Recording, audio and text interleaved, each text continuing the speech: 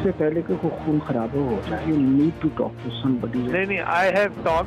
London plan का हिस्सा है कि इमरान खान को जेल में डालना है, तहरीक इंसाफ को गिराना है। हुकूमत का इमरान खान साहब की गिरफ्तारी के साथ कोई ताल्लुक नहीं है। DIG जान के नहीं मिली, वजह उसकी क्या बदनीयत थी। उसको गिरफ्तार करेंगे और अदालत में पेश करेंगे। हम इमरान खान को राना सनाउल्लाह के हवाले नहीं कर सकते। मैंने कभी किसी सियासी लीडर को गिरफ्तारी के डर से झुकते हुए नहीं देखा। पहुंचन बंदे लेके पहुंचन, उन्होंने कह दियो मेरे वालों जेड़ा नहीं पहुंचा मैं कोई टिकट नहीं देना। तहरीक इंसाफ अपने कायद इमरान खान की हिफाजत के लिए आखिरी हद तक जाएगी। रैली में तो जा सकते हैं, अपने केसेस में पेश ना होना ये तो फिर आप स्टेट से ऊपर हो गए। अस्सलाम वालेकुम नाजरीन, आप देख रहे हैं power politics with Adil Abbasi. Imran Khan की गिरफ्तारी को लेकर पुलिस और PTI कारकुनान की झड़पें 2 दिन तक जारी रहीं। बिलाखिर खून खराबा रोकने के लिए लाहौर हाईकोर्ट को मुदाखलत करना पड़ी। हाईकोर्ट ने कल 10 बजे तक सीज फायर का हुक्म दे दिया है। अगरचे इस्लामाबाद हाईकोर्ट ने वारंट मनसूखी की दरख्वास्त मुस्तरद कर दी है, लेकिन हुकूमत ये बयानिया बना रही है कि अदालतों से इमरान खान को फौरी रिलीफ मिल रहा है। आम सवाल यहाँ पर यह है कि क्या कल 10 बजे के बाद एक बार फिर मैदान जंग गर्म होगा। अब एक तरफ हुकूमत और उसकी सियासी तरजीहात हैं और दूसरी तरफ तहरीक इंसाफ की जिद और हठधर्मी की इंतहा हो चुकी है, जहाँ पर यह कहा जाए तो गलत ना होगा कि जो मुल्की इदारे हैं वो इन दोनों यानी हुक्मरानों और अपोजिशन के बीच में रियासती इदारे चक्की की तरह पिस के रह गए। चक्की के 2 पार्ट जिस तरह चीज़ों को पीसते हैं, ऐसे हमने देखा कल इदारों को जो है वो हजीमत उठानी पड़ी। पुलिस रेंजर्स वहाँ मौजूद थी, लेकिन ये काम नहीं हो सका जिस काम के लिए वो गए थे, वो गिरफ्तारी नहीं हो सकी। अंधी नफरत और दुश्मनी की सूरत ये तमाम मामलात इख्तियार करते जा रहे हैं। सियासी तकसीम ने रियासत को अमली तौर पर गैर मौसर कर दिया है। पुलिस की रिट को चैलेंज किया जा रहा है। उसूल की बात यह है कि अगर किसी को रियासत से शिकायत भी हैं तो उसका मदावा कानून के दायरे में रहकर करना है, अदालतों के सामने सरेंडर करना पड़ेगा। लिहाजा किसी भी जमात के सियासी कारकुन को यह हक नहीं दिया जा सकता कि वो रियासत के सामने फिजिकल मुजाहमत करे। अगर इमरान खान साहब मुजाहमत के बजाय गिरफ्तारी दे देते तो उससे उनका सियासी कद और ऊंचा हो सकता था, मगर बदकिस्मती से ऐसा नहीं हुआ। बिल्कुल इसी तरह हुकूमत को भी ये सोचना चाहिए कि सियासी मकासद के लिए रियासती ताकत का इस्तेमाल मजीद इंतशार की सूरत में ही निकलेगा। अगर 18 मार्च को पेश करने का हुक्म है तो जाहिर है ये हुकूमत उनको कल भी गिरफ्तार कर सकती थी, हुकूमत के पास आगे भी टाइम था, लेकिन क्या कोई और रास्ता नहीं बचा था हुकूमत के पास कि उसको इस हद तक जाना पड़ा। इस हवाले से प्रोग्राम में कुछ अहम ट्वीट्स हैं, वो भी शेयर करेंगे, बात करेंगे। दूसरा अहम नुक्ता ये भी है कि गुजरांवाला की मकामी अदालत से ऐसे ही पेशी के वारंट 1 से ज़ायद मरतबा वज़ीर दाखिला के भी जो है वो जारी हो चुके हैं, लेकिन अमल दरामद नहीं हुआ। देखना है कि सियासी फरीकैन की तरजीहात कहाँ लेकर जाएंगी इस सारे मामले को, और क्या खुदा न खास्ता हम किसी गैर जमहूरी हादसे का भी शिकार हो सकते हैं। ये भी देखना है कि मातहत अदलिया के हुक्म की तामील में जुड़ी इंतज़ामी मशीनरी ने सुप्रीम कोर्ट के हुक्म पर हाथ क्यों खड़े कर दिए हैं। कल रात जारी होने वाले इलेक्शन कमीशन के एलामिये से हमें पता चलता है कि इस वक्त जो है वो chief secretary Punjab, IG Punjab ये बता चुके हैं, सेक्रेटरी डिफेंस ये बता चुके हैं कि इस वक्त इंतखाबात के लिए जो है जो उनको वसाइल चाहिए वो फराहम नहीं किए जा सकते। कुछ ऑडियो नोट्स भी आए हैं, कुछ ऑडियो लीक्स भी हुई हैं।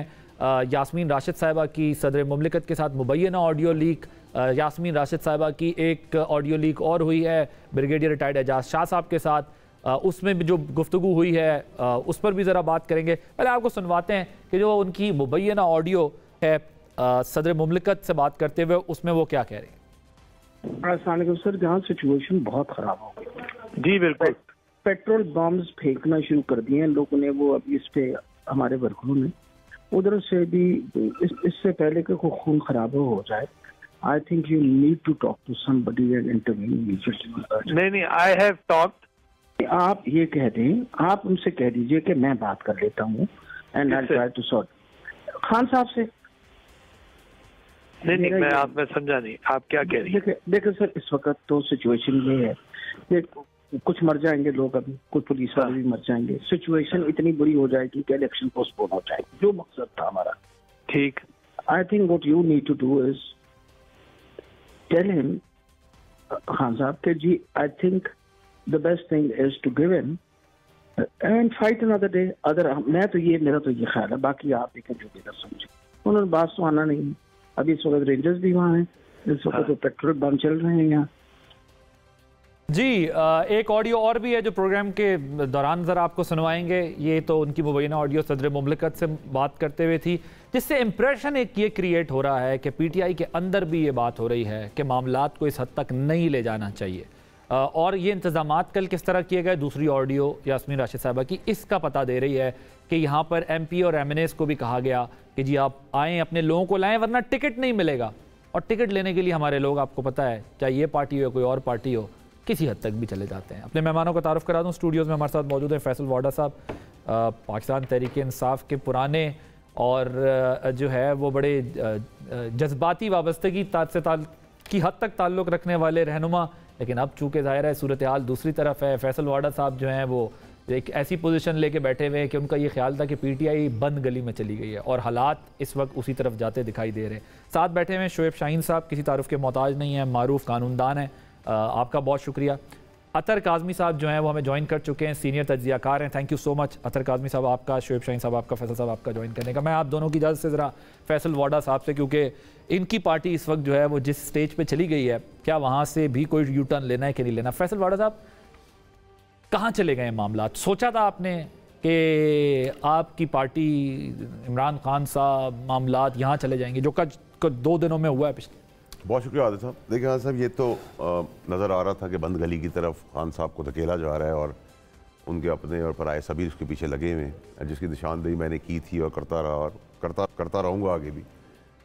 इशू ये है कि देखिए अभी ये जो अरेस्ट है ये इतना रेलेवेंट सब्जेक्ट नहीं है, अरेस्ट जो है इटसेल्फ, क्योंकि आप जो करने जा रहे हैं गवर्नमेंट की तो नाअहली, बदकिस्मती और नकारापन ये नज़र आ रहा है कि आप एक जगह के ऊपर पीपल्स पार्टी के सारे शहजादे, नून लीग के सारे करप्ट क्रिमिनल्स, मौलाना, जितना करप्ट निज़ाम है पाकिस्तान का वो मुल्क में आज़ाद फिर रहा है, केसों से फारिग है और हुकूमत का हिस्सा है, ठीक है। और एक आदमी जिसके ऊपर तोशा खाना की कन्विक्शन दी हुई भी, वो केस के ऊपर आप उसको अरेस्ट करने जा रहे हैं। तो ये ऐसी बात लग रही है कि एक आदमी ने कत्ल किया था, वो कत्ल करने वाला आदमी तो फिर रहा है घूम के, और एक आदमी ने जेब कतरी की थी, उसको आप कह रहे हैं फांसी के फंदे पर टंगेंगे। तो ये बेवकूफ़ वाला काम है ना, ये ऑप्टिक्स ही गलत है, ये सियासत की धारा जो है ये गलत है।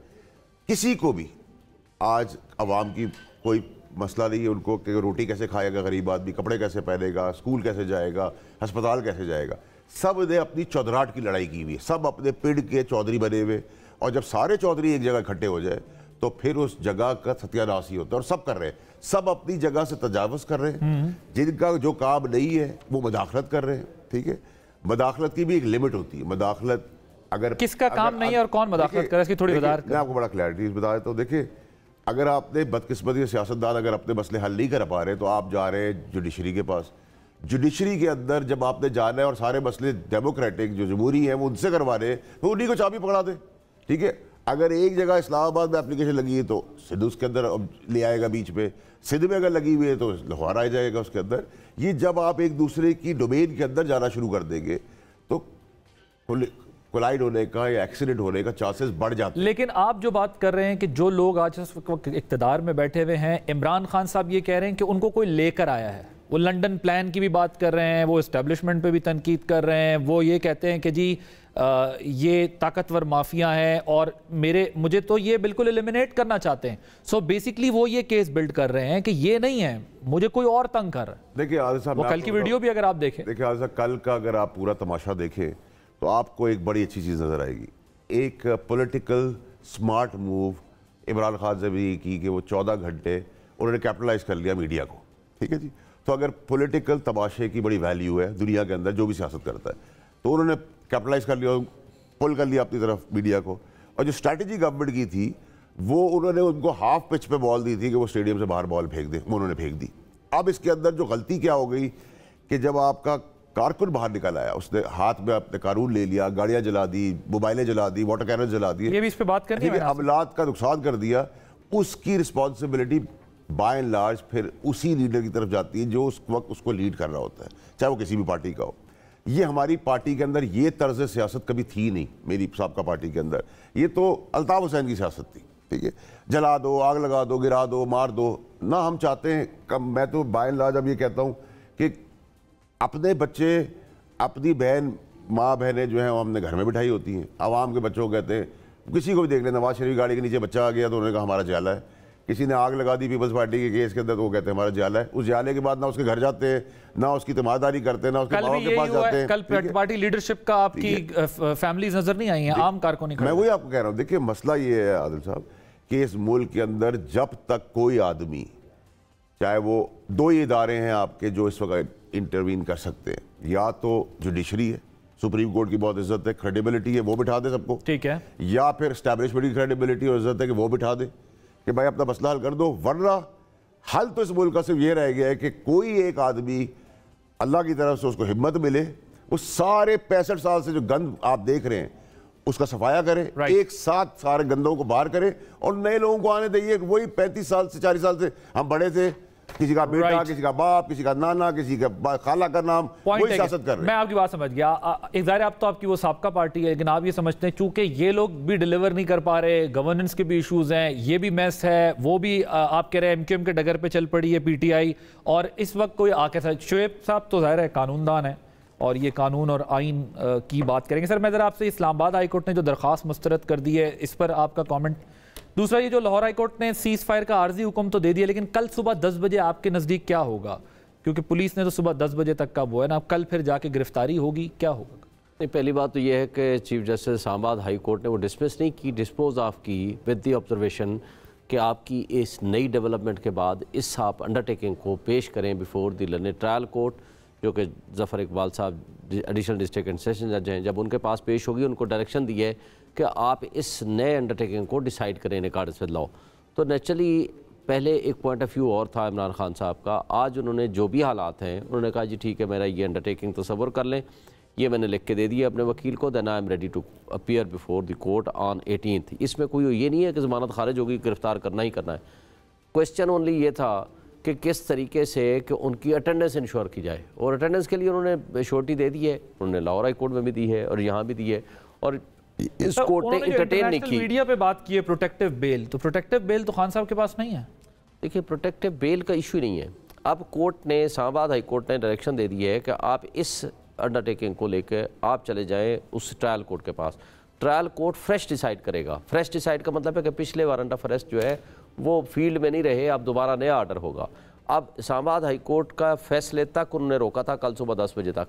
नेचुरली लाहौर हाई कोर्ट भी इन चीज़ों को मद्देनज़र रख के वो यही कहेगा कि आप चले जाएं, आप जाकर के ज़फ़र इकबाल साहब के पास जाकर के पेश हों और उनके पास जाकर के डिसाइड करें श्योरिटी बॉन्ड। और इसमें होता ही यही है। आज तक मैंने पहली दफ़ा ये देखा है कि इतना बड़ी, यानी एक लिहाज से कितने बड़े दहशतगर्द को गिरफ्तार करने के लिए पूरे इस्लामाबाद और उसकी पंजाब की मशीनरी, सरकारी मशीनरी इस्तेमाल हो रही है, रेंजर्स आ गए हैं और पूरा पंजाब की पुलिस आ गई है कि एक शख्स को गिरफ्तार करना है, और गिरफ्तार करके पेश कब करना है?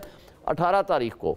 और इसके अंदर इनहेरेंट जो गलतियां थी, पहली गलती तो ये थी कि जब इसमें लिखा हुआ है ना कि बनीगाला का एड्रेस, तो इनको जब तक ये जाकर रिपोर्ट जमा कराते हैं कि जनाब बनीगाला के एड्रेस पे वो नहीं रहते, फिर वो वारंट ऑफ अरेस्ट को चेंज कराते हैं, वो चेंज करा के नया एड्रेस लेते हैं। और सर ये वन साइड ऑफ स्टोरी है ना, अब चलें दूसरी साइड डिस्कस करते हैं। जो कुछ रिएक्शन में हुआ है उस पर कानून क्या कहता है? ये पेट्रोल बम मारना, वाटर कैनन को जला देना, पुलिस पर, रेंजर्स पर अटैक करना, इसके बारे में कानून क्या कहता है? देखिए, पहला काम था पुलिस का सिर्फ जा करके वो एग्जीक्यूट कराते, जिस एड्रेस पे लिखा हुआ है वो सीधा चले जाते, जो पुलिस का काम है। एक्चुअली पुलिस जब ओवर रिएक्ट करेगी, जब इदारे ओवर रिएक्ट करेंगे तो पब्लिक एट लार्ज, आवाम तो फिर आएगी, पब्लिक तो आएगी। फिर ये जस्टिफाइड है?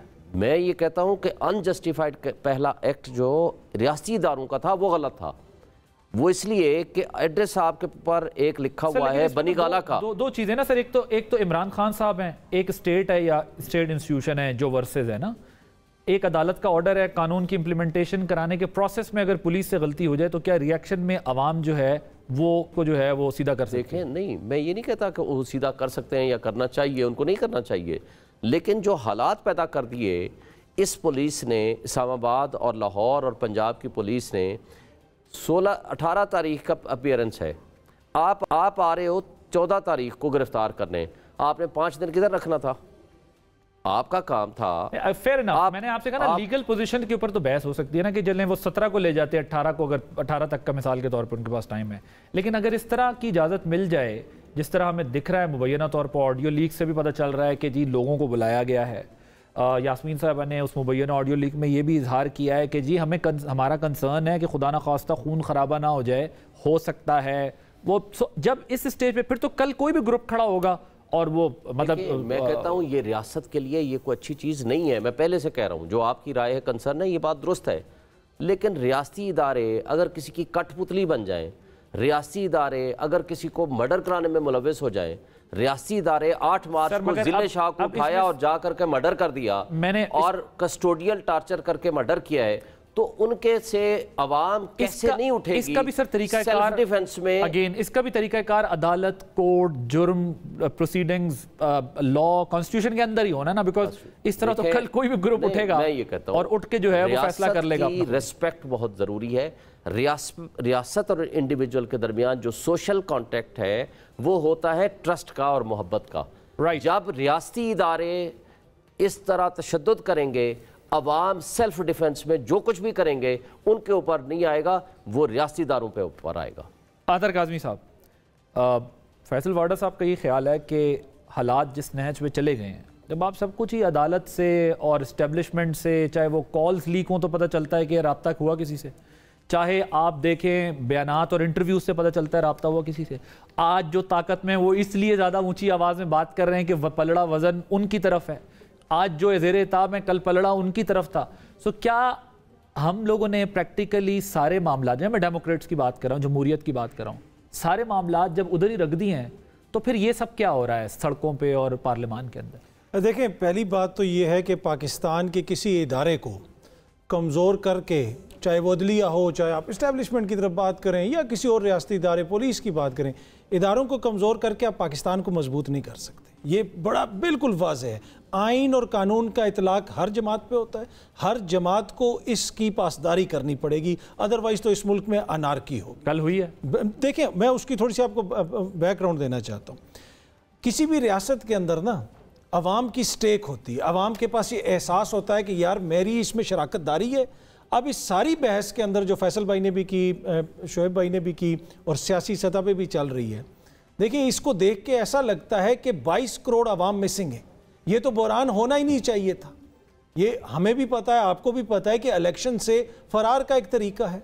हम क्यों कहते हैं कि जनाब अब बार बार चीज़ें आप अदालत के पास लेके जाते हैं? मत लेके जाएं, आप अवाम के पास लेके जाएं। क्या आप उस नस्ल से जिन्होंने अगले 30-40 साल वोट देने हैं, आदिल साहब, क्या उनसे लड़ाई लगा के आप पाकिस्तान को मजबूत कर लेंगे? क्यों पुलिस एग्जॉस्ट होगी और वहाँ पे खान साहब का वोटर सपोर्टर एग्जॉस्ट नहीं हुआ? क्योंकि एवरेज एज उसकी 22-23 साल है। ये वो नस्ल है जिन्होंने, जो पाकिस्तान की ताकत है, इनको कमज़ोर करके ना पाकिस्तान मजबूत होगा, ना इदारों को कमज़ोर करके पाकिस्तान मजबूत होगा। सियासतदानों ने फैसला करना है और बुनियादी वजह यह है कि ये खौफजदा है कि हम इलेक्शन में हार जाएंगे। There is no two other, कोई और चीज़ नहीं है। ये चीज़ है, हो सकता है कि कल परसों खान साहब को ये लगे या 4 साल बाद या 6 साल बाद के मैं हार रहा हूँ इलेक्शन, तो वो भी यही इसी चीज़ का सहारा लें। ऐसा जो भी हो रहा है, ऐसा उस वक्त हुआ है जब वोट ऑफ नो कॉन्फिडेंस का एनवायरनमेंट बना। उस वक्त भी खान साहब के पास भी ऑप्शन था असम्बलियां तोड़ के जो है वो दोबारा से एक पीसफुल प्रोसेस में इलेक्शन में जाके दोबारा फ्रेश मैंडेट लेके आ सकते। उन्होंने कहा नहीं जी, मैंने असम्बलियां नहीं तोड़नी until unless vote of no confidence initiate हो गई, और उसके बाद उन्होंने असम्बलियां तोड़ दी। ये होता है, ये मैं आपसे एग्री करता हूं कि ताकत जिसके पास होती है उस वक्त वो कितनी कमजोर विकेट पे खड़ा होता है उसको अंदाजा नहीं हो रहा होता। वो समझता है कि नहीं ये मुझे ताकत बचा लेगी। आज भी यही हो रहा है, कल भी यही हो रहा था। हमारे डेमोक्रेट्स ने, जमहूरियत के चैंपियंस ने कुछ भी नहीं सीखा है। मेरा सवाल आपसे ये कर, मैं ज़ाहिर है क्योंकि अभी यहाँ PMLN नहीं है, गवर्नमेंट की कोई रिप्रेजेंटेशन नहीं है, वो कहते हैं कि पूरी मैं उनकी नुमाइंदगी आपको हम नुमाइंदा समझे उनका, तो इसका मतलब उनका केस तो वो वैसे ही हार गए। सवाल इस वक्त ये है कि वो ये कहते हैं कि पूरी जनरेशन को ख़राब किया और आज रियासत के मुंह पर लाकर खड़ा कर दिया। वो कहते हैं जरदारी साहब हंसते हुए जेल गए, हंसते हुए नैब में गए, PMLN की लीडरशिप हंसते हुए जेल गई, उन्होंने फेस किया। वो कहते हैं नवाज शरीफ साहब आए मरियम साहिबा के साथ, उन्होंने आके गिरफ्तारियां दी, सब कुछ हुआ। ये तो उन्होंने कहा हम पहली दफ़ा देख रहे हैं पाकिस्तान की तारीख में कि एक लीडर जो है वो ह्यूमन शील्ड बना के और अपनी गिरफ्तारी देने को तैयार नहीं है। ये गवर्नमेंट का आर्गुमेंट ये है कि इन्होंने एक नस्ल तैयार की है रियासत के खिलाफ खड़ा करने के लिए। सियासतदान तो हमेशा गिरफ्तारियां दे देते थे। देखिए, डेमोक्रेसी में तो आप you have to defend PMLN। जी, मैं वो उन्हीं को डिफेंड कर रहा हूँ। देखें, डेमोक्रेसी के अंदर तो जो कलेक्टिव विजडम होता है, इज्तिमाई शऊर होता है, आपका इन्हिसार उसके ऊपर होता है। आप जमहूर को ही इल्ज़ाम ठहराना शुरू कर दें कि जनाब इसमें जमहूर जिम्मेदार है। क्या आजकल के दौर में, इस दौर के अंदर आप आवाम को इस तरह कंट्रोल कर सकते हैं कि जनाब एक शख्स आया और उसने कल्ट बना दिया, ये कर दिया, वो कर दिया? देखिए ऐसा नहीं होता। इसमें आदिल साहब पिछले दौरे हुकूमत में देखें बहुत सारे नैब के ऐसे मुकदमात बने, इवन के मोज़ेज़ राना सनाउल्लाह साहब पे कितना भोंडा मुकदमा बनाया गया। लेकिन क्या शहबाज शरीफ के ऊपर, क्या बिलावल साहब के ऊपर जो कराची से चले थे और आके इस्लामाबाद रुके थे, कोई दहशतगर्दी का मुकदमा हुआ था? क्या मरियम बीबी के ऊपर 25 दहशतगर्दी के मुकदमे हुए थे? क्या मौलाना के ऊपर 70 दहशतगर्दी के मुकदमे हुए थे?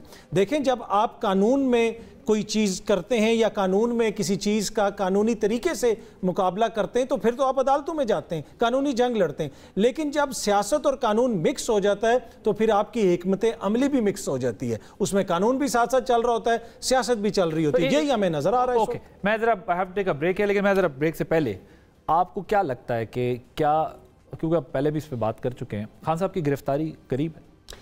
देखिए खान साहब के स्टैचर के ऊपर एडवाइस ये थी कि खान साहब खुद आगे बढ़ के दे देते, चाहे वो बहुत ही ज़रूरी था या नहीं ज़रूरी था, सही था या गलत था, वो डिबेट सेकेंडरी है। पर खान साहब के कद काट के हिसाब से ये ऑप्टिक्स खान साहब के लिए भी अच्छे नहीं थे, नंबर एक। नंबर दो ये है कि देखें, ये ड्रामेबाजी जो एक्चुअली तो ये ड्रामेबाजी है गवर्नमेंट की, और गवर्नमेंट की इल प्लानिंग है, जैसे उन्होंने पूरा मुल्क भट्टा बिठा दिया है।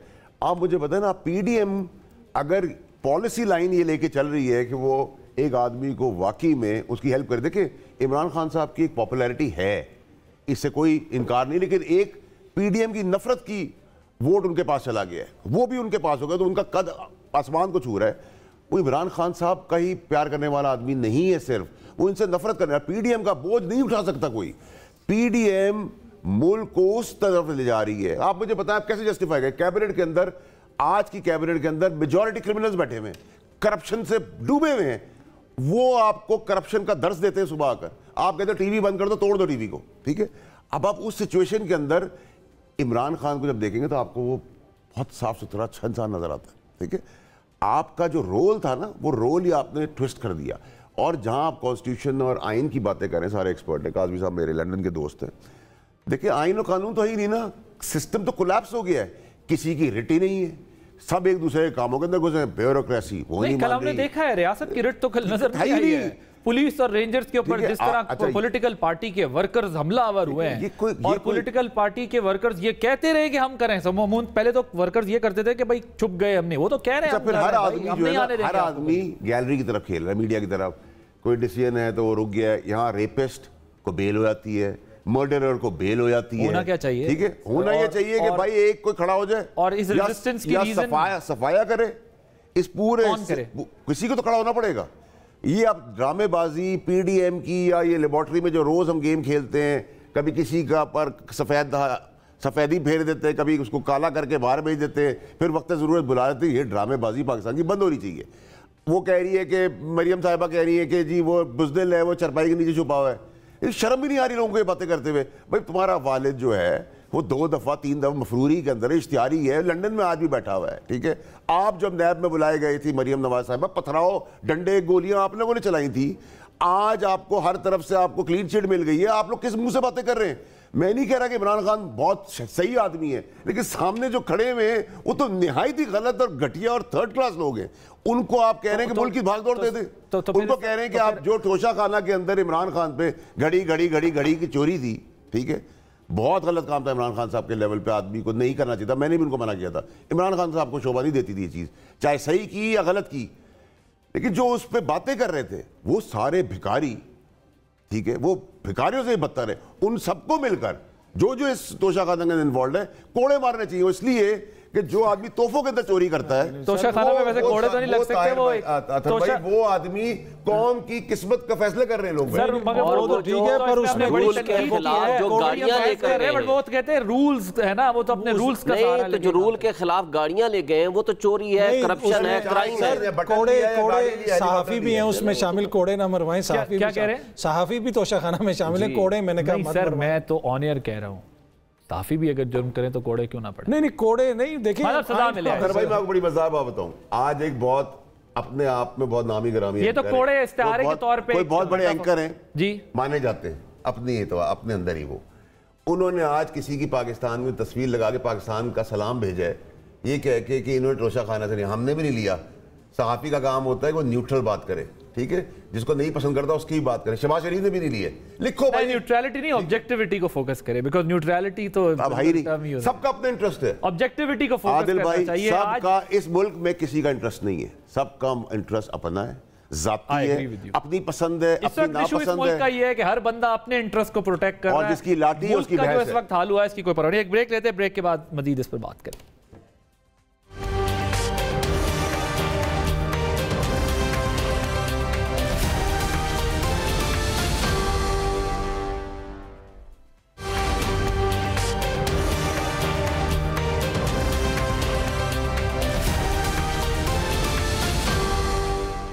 Welcome back.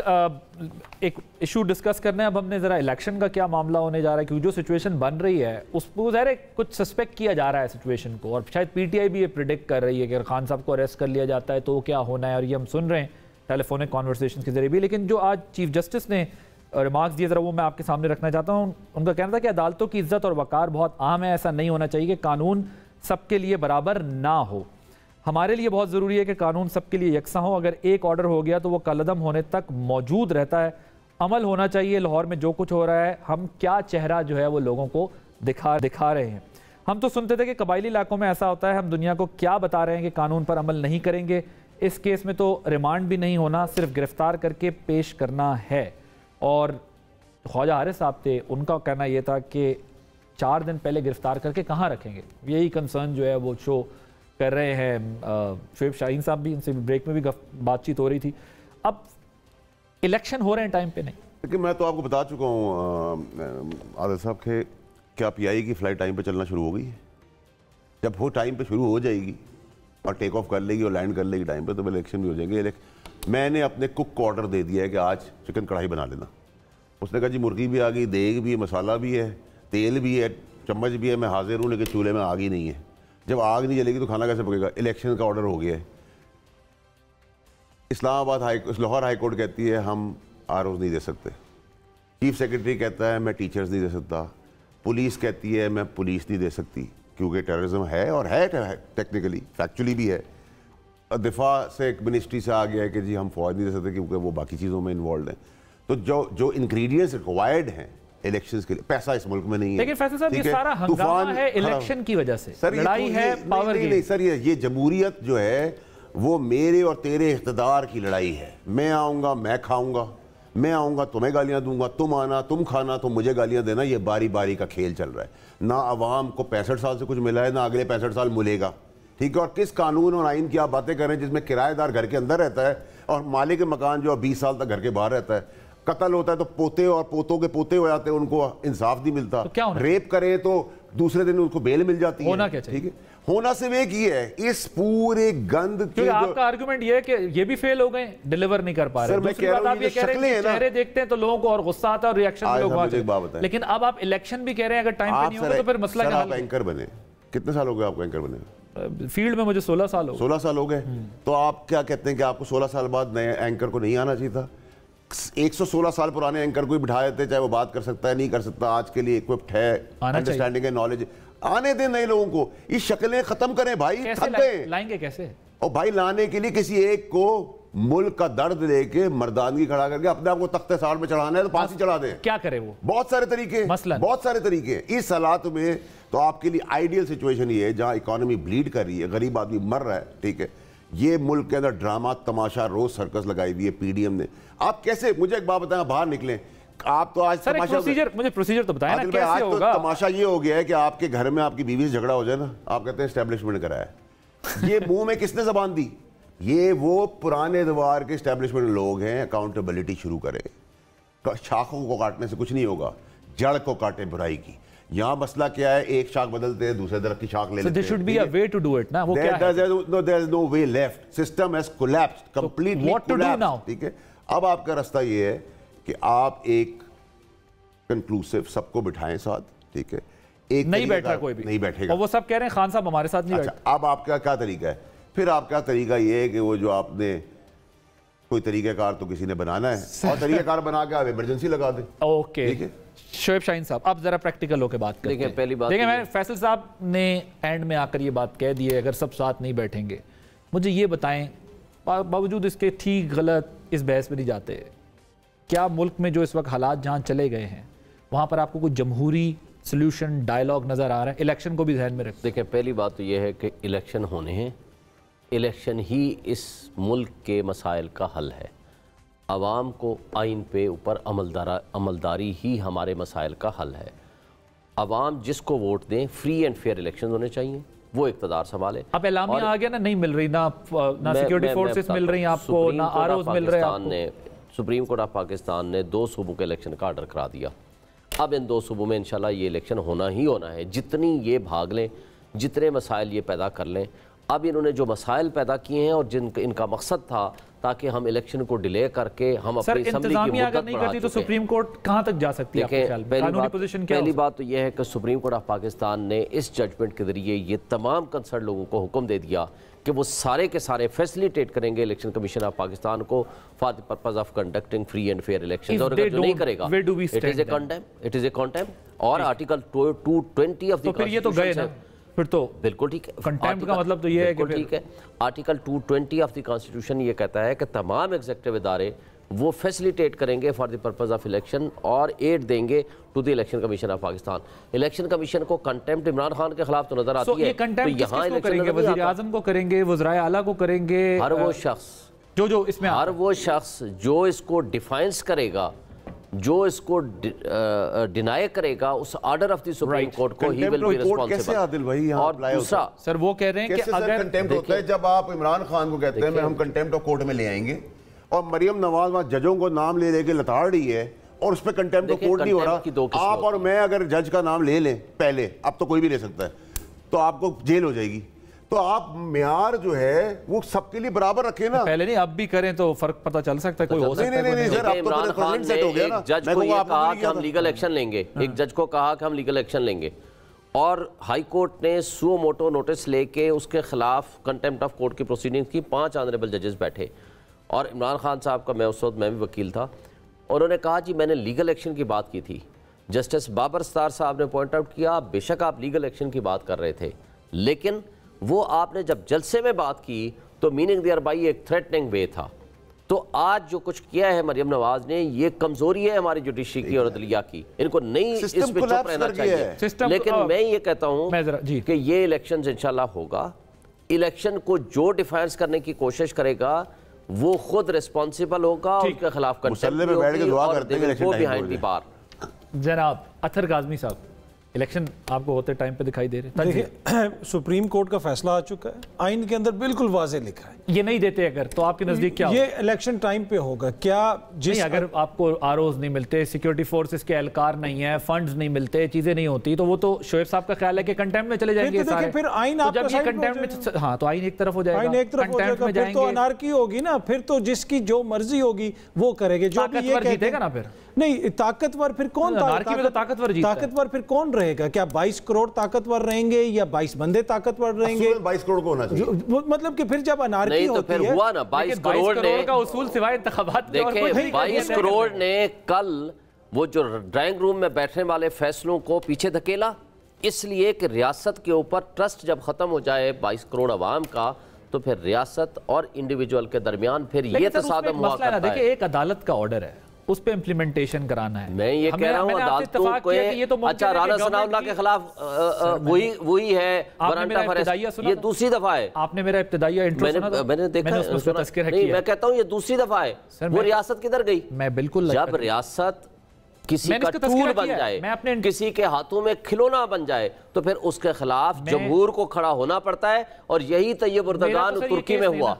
मेरा ये केस नहीं है। मैंने प्रोग्राम के आगाज में भी ये बात की है कि उनके ऊपर भी जो है वो, उनको भी एक अदालत बुला रही है और वहां से वो भी नहीं जा रहे। लेकिन यहाँ सवाल ये, जो यहाँ से गुफ्तगू शुरू की थी, कि जब आप पावर में होते हैं तो आपके केसेस पेंडिंग में होते हैं और आप दूसरों के केसेस निकाल के ढूंढ के, इस वक्त तो पावर गेम हो रही है ना। मैं भी आपसे कानूनी बात से हटके ही बात कर रहा हूं कि अगर साहब ने अच्छी बात की, मुझे ये बताएं सर, इमरजेंसी लगाने की बात क्यों? नहीं, मैं इमरजेंसी के अलावा की बात कर रहा हूं। किसी कोई एक लीडर उठा लें जिसके खिलाफ 3.5 साल में 80 के करीब मुकदमात हुए हों और 144 दहशतगर्दी, गद्दारी और सिर्फ पुलिस से इस्तेमाल हो रही है। अगर ऐसी रियासत की रेट होगी और ये पॉलिटिकल विक्टिमाइजेशन के लिए इस्तेमाल होगी तो फिर अवाम अपना फैसला करेंगे। और ये फिर जो कल हमने लेकिन जो बात देखें, फिर बचना कुछ नहीं है। अगर कंटेम्प्ट्स लगना शुरू हुई, ये सब फारिग होना शुरू हुए, जो कि इलेक्शन नहीं कराए, तो फिर एक अनारकी है जी। फिर तो ताकत का कानून जीतेगा ना जी। देखिए, पहली बात यह कि इनकी ख्वाहिश है कि कंटेम्प्ट लगे। मरियम बीबी को नहीं पता कि मैं हाजिर सर्विस सुप्रीम कोर्ट के मोअज़्ज़िज़ जज साहिबान की तस्वीर लगाऊंगी तो उसका क्या नतीजा निकलेगा। क्या जज ज़ेबा साहिबा का मुकदमा उनके सामने नहीं है? इनकी ख्वाहिश है कि हमें अदालत बुलाए, हमारे ऊपर कंटेम्प्ट लगाए। लेकिन देखें, कुछ चीज़ें ऐसी होती हैं जिसमें जो आइन और कानून के अंदर ज़्यादा इंपॉर्टेंट होती हैं। जमहूरियत में जो जमहूर का राइट ऑफ वोट है ना, वो बड़ा मुकद्दस है। अदालत ने उसको इंश्योर करना है कि वो अपने टाइम के ऊपर हो। जो लोग ये कहते हैं ना जनाब इस वक्त ये हालात ठीक नहीं है, वो हालात ठीक नहीं है, आइन जनाब ठीक तरह से लोग आइन के ऊपर अमल दरामद नहीं कर रहे, इसी आइन के अंदर जो पावर्स हैं उन्हीं को तो ये रोज़ एक्सरसाइज करते हैं। इसी आइन के अंदर पावर्स को एक्सरसाइज करते हुए बिलावल साहब पूरी दुनिया घूम रहे हैं। इसी आइन के अंदर पावर्स को एक्सरसाइज करते हुए तोशा खाना से जनाब जो इनका दिल चाहता है वो ले जाते हैं, लेकिन इंतखाबात से फरार। मैं ब्रेक ले लूँ क्योंकि ब्रेक मुझे बार बार कहा जा रहा है। ब्रेक लेके फिर डिस्कशन को यहीं से कंटिन्यू करेंगे और ज़रा ये भी बात करेंगे जो ऑर्डर्स हुई हैं इसमें जो कहा जा रहा है, मुबैना तौर पर ये बात हो रही है, लेकिन ये क्या कहा जा रहा है? क्या पार्टी के अंदर भी ये खदशात हैं कि जी अगर ये इस तरीके से चलता रहा मामला तो फिर ये तो बहुत आगे जाएगा? एक ब्रेक लेते हैं, ब्रेक के बाद मज़ीद बात करें।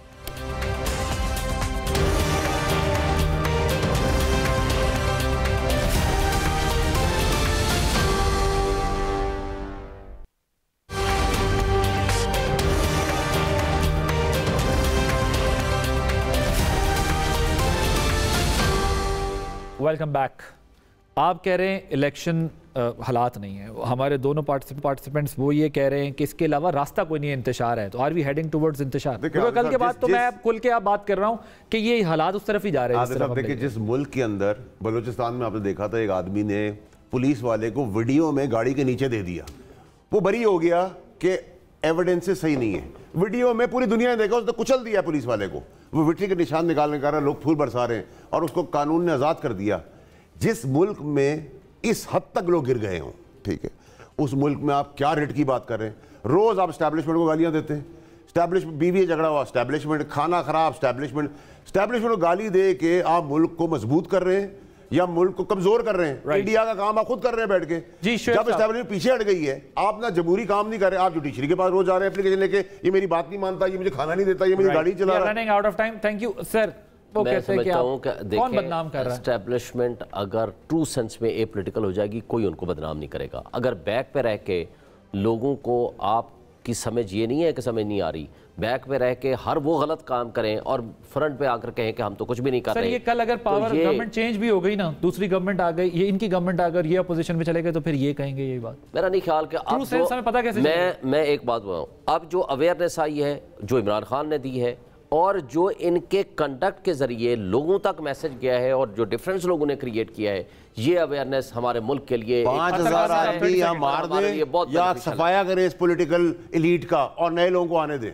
मेरे ख्याल में आवाम को फैसला करने दें और नौजवानों से हमें लड़ने की जरूरत नहीं है, उनको सिस्टम के अंदर शराकतदार बनाएं, वोट डालने का उनको राइट दें, इंतखाबात करवाएं और इस मुल्क को आगे लेके चलें। कोई भी कमज़ोर होगा, कोई भी फरीक कमज़ोर होगा तो पाकिस्तान कमज़ोर होगा। थैंक यू सो मच अतर काज़मी साहब, फैसल वाडा साहब, शोएब शाहीन साहब हमारे साथ मौजूद थे। प्रोग्राम देखा, सवाल ये है कि रियासती इदारों की जो वक़्त रह गई है उसे बचाने के लिए हम सबको अपना किरदार अदा करना चाहिए और उसका तरीक़ाकार डायलॉग है। अगर सियासतदान डायलॉग ख़त्म कर देंगे तो फिर दूसरे रास्ते हमवार होते हैं। आदिल अब्बासी को इजाज़त दीजिए, अल्लाह हाफ़िज़।